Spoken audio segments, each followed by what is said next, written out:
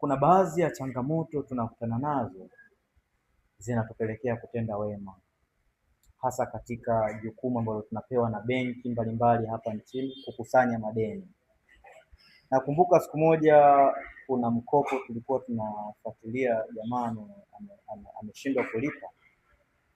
Baada ya kufika kwake pale nyumbani, tulimkuta jamaa yuko anapika ugali.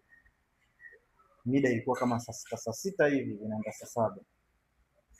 Watoto wake walikuwa wawili wamekaa pembeni, watoto chini ya miaka 7 hivi au chini ya miaka 8, wote wawili. Mzee tumesalimiana naye pale, mzee kwa nini haulipi deni sijui nini. Mzee akaanza kuongea, tukamwambia mzee, jitahidi sana leo uingize walau fedha kidogo ili tusiweze kuchola hii nyumba kwa ajili ya kuiweka sokoni.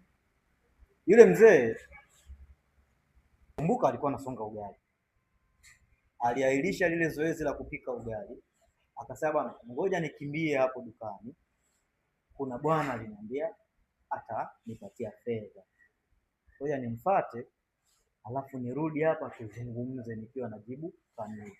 Tukajitahidi kumwambia bwana usiondoke, lakini akalazimisha, sasa ngoja kwanza nimuwahi. Kaacha ugali jikoni, bado hajaanza kusonga, ameshakorogea. Kwa sababu tulikuwa kwenye msafara wetu, kuna madam, tumekaa pale muda kama dakika 10 hivi, jamaa harudi. Tukasema huyu mzee vipi? Tunauliza wale watoto dukani ni mbali, wakasema kuna nani, sio mbali sana, lakini kuna kamwende. Sasa watoto hatuwezi kuamini, tukasema ngoja tuvumilie. Dakika 15 mzee arudi. Madam alikuwa pale, tuko naye, tumeambatana naye, akasema ngoja nimsaidie hao watoto. Akaingia jikoni akamalizia kupika ule ugali. Ametoa ugali jikoni, ameweka pembeni, mboga zilikuwa ziko tayari, watoto wamekaa pale. Oya, unajua tumesubiri kuanzia saa 7 mpaka saa 9 mzee hajarudi. Mpaka saa 9 mzee hajarudi. Wale watoto pale tukawaruhusu tu, bwana, niendeleeni na zoezi la kula ugali. Tukawa tumeondoka zetu.